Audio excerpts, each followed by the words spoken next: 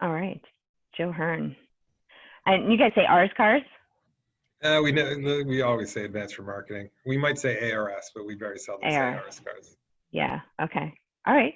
So tell us a little bit about you and your company that you built. Sure. So I'm the president of Advanced Remarketing Services. We are a technology company that's focused on the recycling sector and specifically the automobile recycling sector. And our particular focus is low value end of life cars. So not the new cars that seem to absorb all the headlines in our COVID moment. We're talking about cars essentially 16 to 20 years old that are at the end of their useful life. So that's always been our focus. It's an important conversation to have because these cars are notorious carbon producers. They're the dirtiest, most heavily polluting cars on the US roadways. But it's a really interesting niche, and there's some cool things we do in that space for consumers, finance organizations, and charities. We run some of the nation's largest and best car donation programs. From here in Middletown, Rhode Island. And we've raised over $200 million for the charities we work with and have returned 80% of every gross dollar back to the charity. Wow, that's impressive. And how did you get into it? Yeah, so a couple happy accidents, I guess. It's certainly, my career isn't a straight line like a lot of entrepreneurs, but I guess the easiest way to sum it up is I wasn't out shopping for a niche, but I started my career actually working on the nonprofit side as a fundraiser, and I understood how hard it was for organizations to make money. And later in my career, after a few jobs in nonprofits and sport marketing and stuff, I got a chance to work in the auto auction space, where I really understood this low value and end life segment and thought there was a terrific opportunity there. So it was issue of time and opportunity. The company's been around now for 12 years, and we started out in a small little operation with just 3 employees and kind of grew on from there. Yeah. And pre-COVID, how many employees did you have? We're in the, it's so funny because we had just received an award from the chamber for the medium or large size companies, right? And then COVID hit, and our volume went down significantly, and we didn't virtualize too easily. So from our pre-COVID numbers in the 70s, we actually are better than half of that right now, but significantly smaller. And on our way growing again, which presents its own set of challenges now. Right. Yeah. And you're rethinking things, but I'm super happy. We've connected, I don't know, a few years ago, right? And connected about schools. And then it's like, oh, we both have this digital marketing thing going on. How much of what you guys do is focused on digital? Like, would you consider yourself as a digital company? Well, if we stop to think of ourselves as a digital company, then I think we lose some of our advantages. But for us, there's a couple distinctions there, right? Like we have B2B services that are digital, B2C services that are digital, but we also move vehicles from coast to coast in a terrestrial world, right? It's not a purely digital experience when you have a tow truck and a car, a repossessed vehicle, an insurance total loss.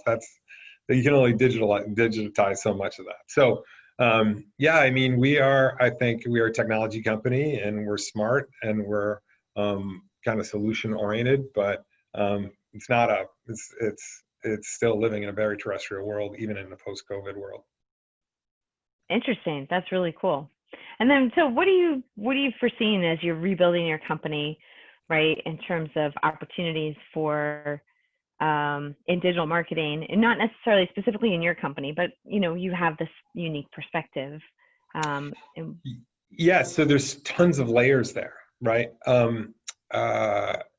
It's forced a lot of companies, small and mid-sized companies like ours, to kind of take a look at what you're doing and go back, and the business environments require that you act and think much like a startup, which is, fortunately for us, a little bit of a muscle memory.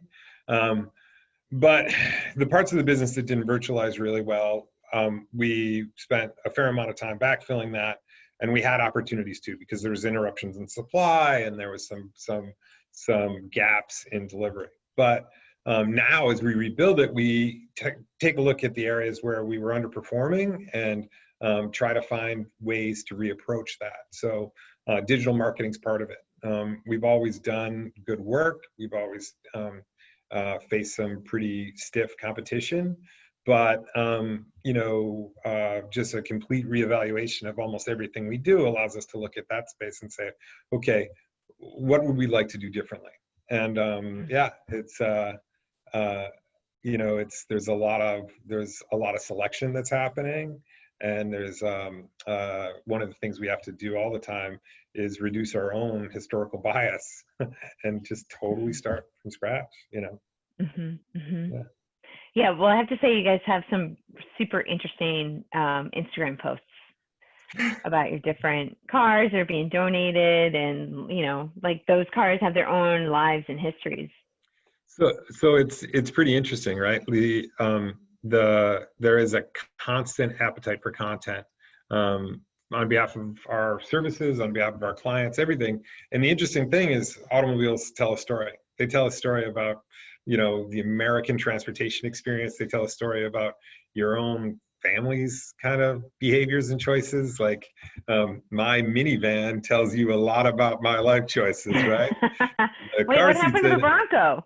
Oh, we still have it. We still have our 85 Ram Charger with the car seats in it. But our preferred method of transport right now is 100% a minivan, and we are living the minivan life and loving it. But it is true that there's this focus that we have on telling these car stories, because people are so tribal in their curiosity now. So if you love minivans and you spend time researching minivans, then we've got a story for you. Or if you want to talk about classic cars, we often get them through our donor portal. Cool thing is we have turned on so much of our own services into a digital kind of user experience. So we're actually able to have conversations with people in real time about like what they might be donating or offering for sale and stuff like that.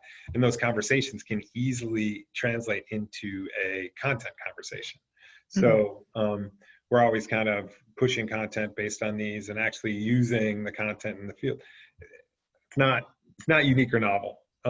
People do it in a variety of different ways. We have this resource that we keep trying to develop. So I'm glad that you're entertained by some of our Instagram stuff. It's good. Yeah. No, it's entertaining. It's interesting and it's perfect for Instagram, right? For that lean back kind of experience where you get to know, oh wow, this is an interesting story. And I think what you guys do really well is pulling out the human story behind this chunk of metal that's going to a good cause. Yeah. So, and that's part of our consumer focus, right? When the parts of the business, like the insurance total loss business, is just completely off, right? Because miles driven is down by like 75%. It means there's less total losses, less claims, less damage, et cetera.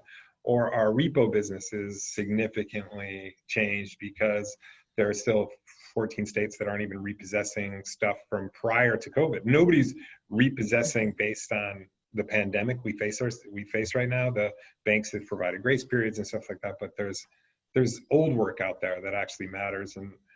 And while those segments have been significantly impacted, it's allowed us to take some of those resources and refocus them at these other segments to develop those things. So there's some projects that I'm really excited about.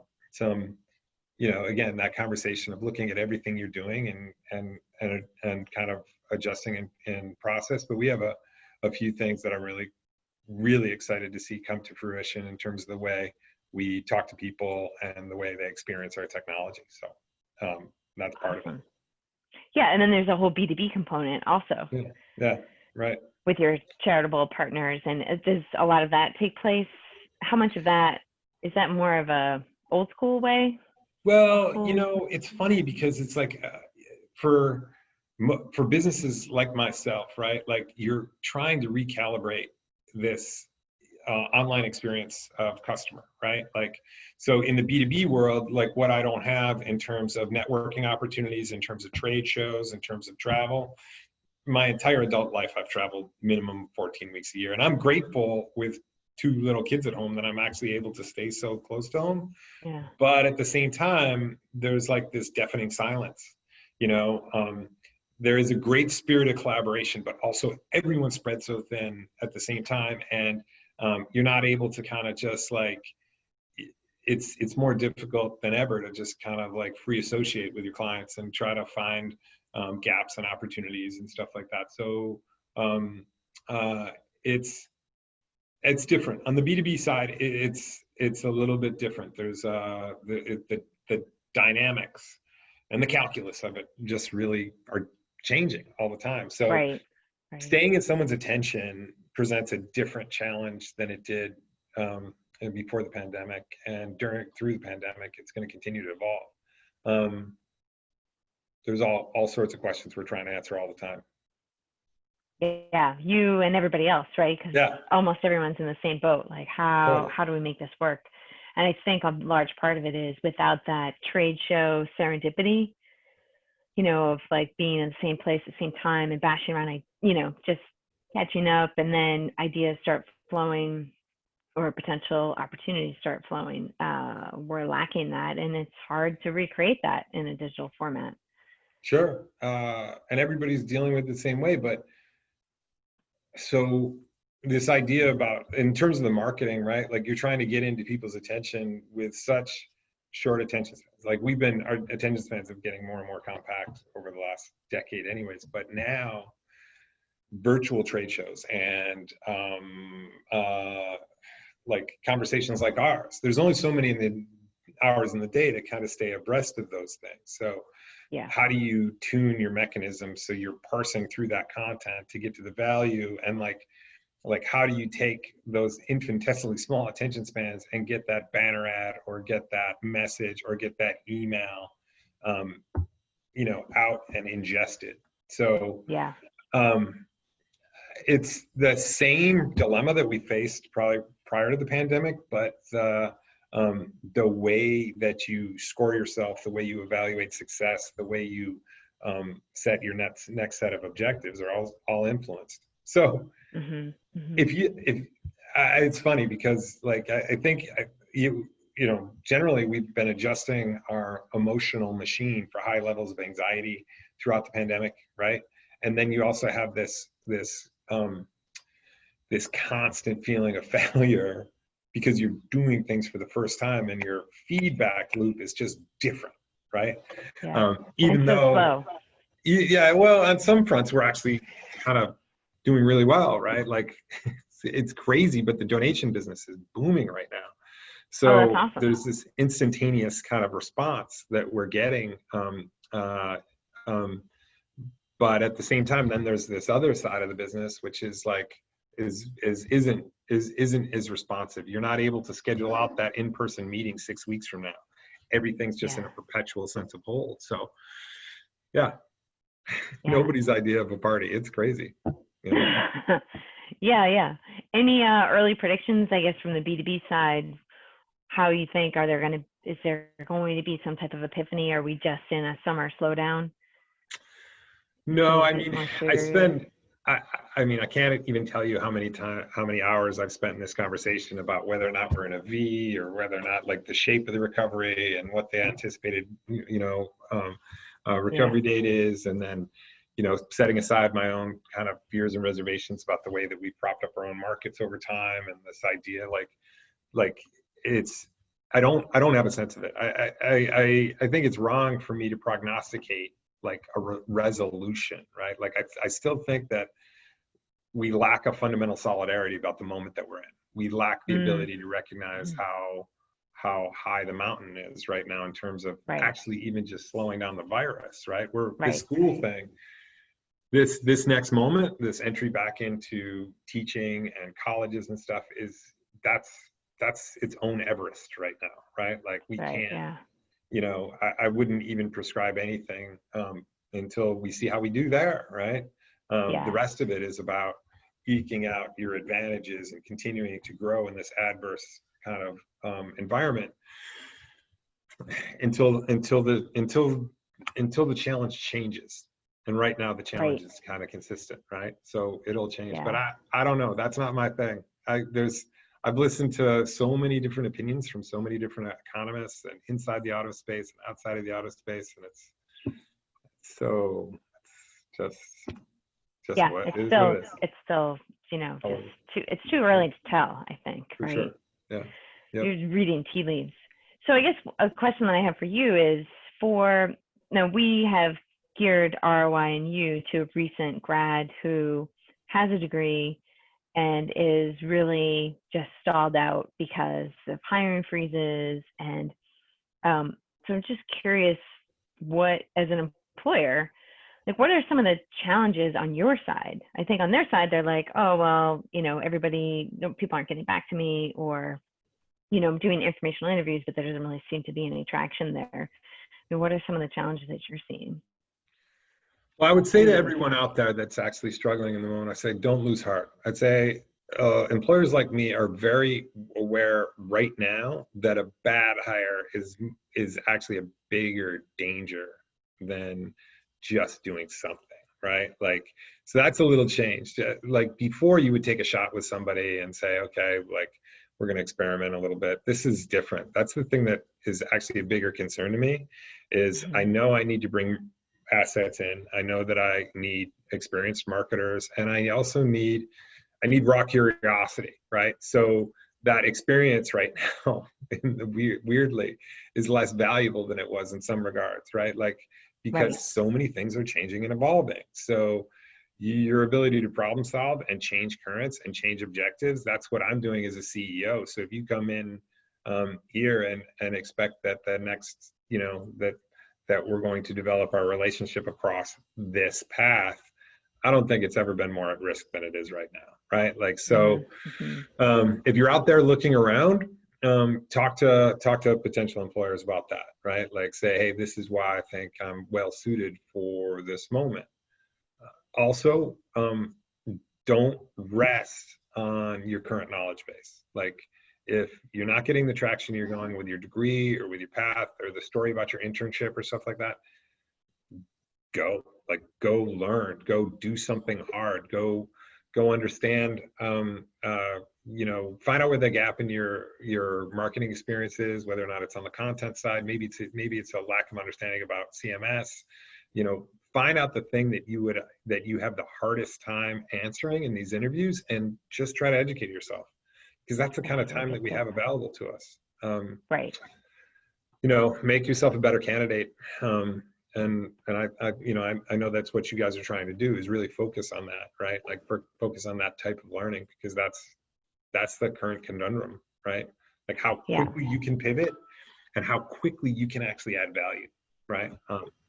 Like I need help, companies like me need help, but there's only so many hours in the day to train right now, Well, so. and also training remotely, right, is a whole nother challenge, right? Totally. Having people working side by side. I mean, traditionally in the newspaper field, like you would sit next to somebody and they'd be touching your keyboard. I mean, like that's not really kosher right now. And then factor on top of that, the issue that you said is it's a big risk to bring somebody in that right now. Right. Right. Yeah. Organizational intelligence is now compiled differently, right? Like, and some larger organizations were prepping for this for a long time because their teams were all spread out and they had already depended on like their own kind of like Slack or Hangouts or whatever it was. Like that helped, and that's helped us a great deal, right? But like, yeah, it's there's something to be said for just being nimble. Yeah. So. I know there are other specific tools. So you mentioned Slack and Google Hangouts. What else is? Yeah, so understanding the limitations of this particularly, like everybody's got their black belt in streaming services now, right? Like that's the thing, but it doesn't work. Like, how does it work as a training tool? How can you maintain your interest? Like, how are you scoring? Like, know that me in terms of this conversation, right? Like I can be checking my phone. It's a distracted it's a distracted interaction that doesn't happen in the same office. So understand those limitations, but they're very valuable tools. Like everything else that's happening, like people being able to track their hours, track their time, like the updates that we've made to our own application to make them more friendly from a distance, even though someone was always using it from a distance. Like those, these are evolutions in training. I think a lot is going to flow down in the coming months as this feels like a normal interaction and a normal day, right? Like now we're starting to address these gaps in terms of our training method, in terms of our networking opportunities, stuff like that. So yeah, I don't know there's specific tools that I would recommend outside of the obvious, right? Like, but pay attention to the obvious. Yeah. And what about digital marketing areas? Are there specific areas that you see a greater need or demand for? Sure. Like, you know, I think, for digital marketers right now, I believe that it's less kind of compartmentalized than ever, right? Like your the old way of working in terms of having your analyst and then having your pure marketer over here, and then their silos being a little bit more established are changing because in organizations, like, you know, either might be working a little bit smarter, or a group of people who were contributing content and now are separated and stuff like that. Now people are being asked to do things across the lines, right? So you know, if you're a talented writer but you don't understand how to operate WordPress, then you're just in a silo, right? Like if you can't usefully use WordPress or Drupal or a CMS, like then your talent set's more narrow than it's ever been, because those cross kind of pollinations, when you're totally distanced, it's going to be a little more difficult to rely on things happening in sequence. It's happening with my clients' web vendors, and you know, people are acting like firemen, you know, putting out small fires all the time rather than operating strategically. Right, which is a challenge, right? So you're constantly firefighting, and then you can't really move forward. It was interesting. We were talking to friends yesterday, and they manage a farm that has a massive retail business and pick your own and all this stuff. And he's been making videos, instructional videos for his team, because he's the go-to to do everything. And he's like, yeah, that way I could just send them, they tell me something's broken, I send them the video, tell me if you have questions. He's like, so then I free myself up to have more time to think strategically. And I just thought, oh, that's a perfect example, right, of like how hard it is to be the focal point completely of everything operationally. And if you're expected to lead, you somehow need to extract yourself from that. Yeah, it's a real challenge. Like, I've had my own kind of leadership exercise that I've been trying to keep up with, but I end up being too deep in the work all the time. So I admire solutions like that seem to work for people. I haven't found my perfect rhythm in that regard, but working on it. Yeah, well, it's always so you mentioned CMS. What about CRMs? Do you think that that's something that a recent grad might want to get familiar with? Yeah, I mean, certainly, right? But it's like, I believe we're in an age where platform is the service. It's not really software as a service. You really need to be adopted to these and be able to bolt onto these platforms in a way. And the distinctions between these two things have actually never been thinner, right? Like they act and function in similar manners, and being able to understand the nuances of both and being reliant on them and making sure that they integrate across everything else you're doing. So yeah, I mean, if you aren't familiar with useful CRMs, or if you don't know what Salesforce is about, you are well behind the times, you know? Right. Yeah. So yeah. So Salesforce, and I would think, you know, just watching a couple tutorials would be a good step in the right direction. Totally. I mean, these are not, the barriers to entry are pretty low, right? You know, you do want to focus your attention. You want to optimize your time and your curiosity, and structured learning works. And I haven't come across like a perfect curriculum for staying abreast of it, but I genuinely believe in this moment with, there's so much stuff happening that just, taking your diploma and the good work that you did in the last 2 years of your bachelor is not going to keep you abreast of what's happening. Things are moving so quickly right now. And honestly, your entire marketing curriculum might have not gotten you the last full measure in terms of turning you into a useful marketer. What turns you into useful marketer is experience, is failure, right?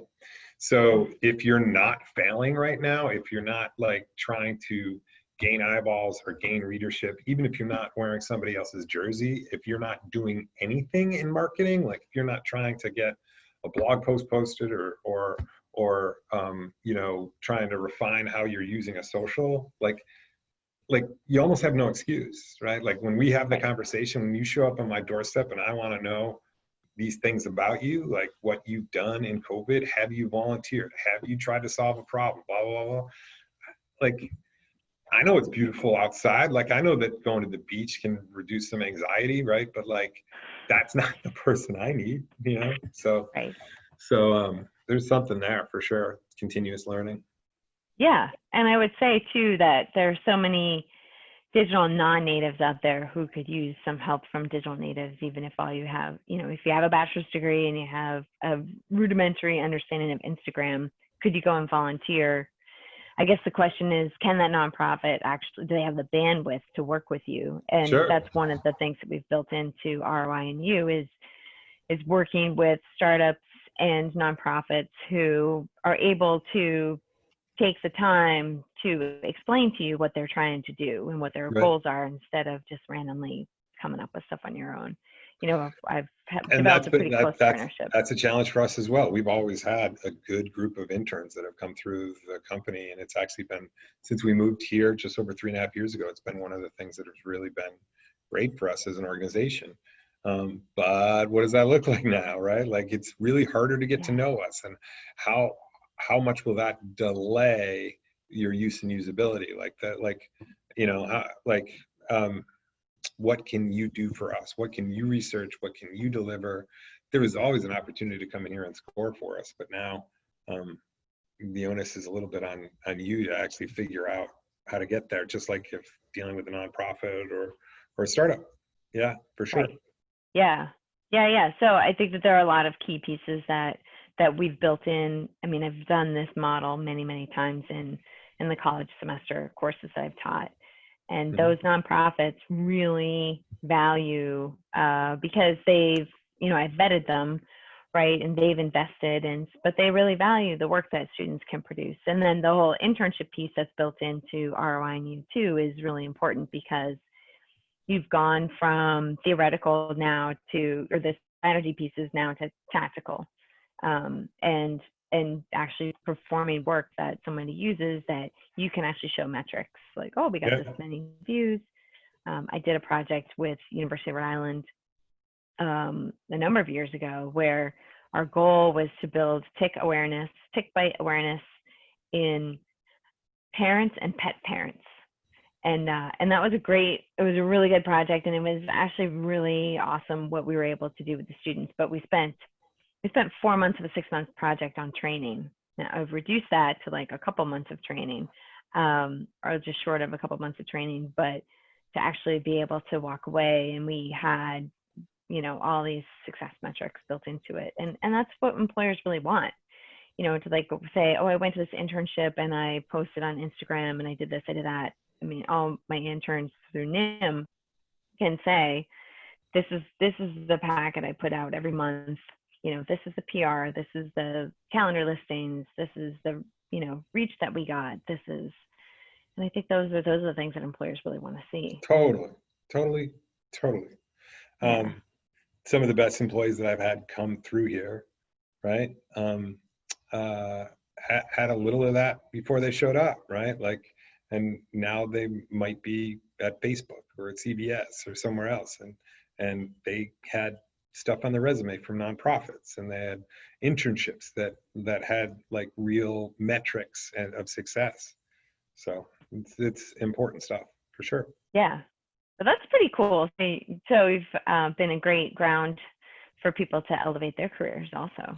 It's the goal. I mean, I would love to think that we could just maintain and keep everybody, but like we've lost people to Google and to Facebook and CBS, and I think that's the right place to go. Right? We're not going to be a canister for everybody. Like we're going to hopefully they're going to learn and increase their own value, and then still there's still great resources to the organization and friends, and that's it's honestly as a business owner and an entrepreneur, it's been a delight. It's great. So yeah, to have that amazing impact on somebody's career, and you take yeah, that talent and are able to, that what they're able to bring, you're able to enhance, and they're able to elevate, yeah, that's impressive. yeah. Some days. Cool. Yeah. Cool. Any last bits of advice as we're chatting? No, my any pearls of wisdom? No, just No. in this moment, you're either doing something or you're doing nothing, right? It's a great moment for inertia, right? So I'm wishing everybody out there that they stay healthy, keep sane, and be proactive, because that's the only way to keep your mind right? Yeah, absolutely. Yep. Yeah, Cool. no, that's why we built this whole course. Yeah. So yeah, we're excited, and we're excited to send you some trained interns. Yeah, we're ready. Get them here quickly. Cool. Awesome. All right. Cool. Well, thank you, Joe. All right. Great catching And we up. will talk to you soon. Okay, take Looking forward care. to it. Bye-bye. All right. Bye.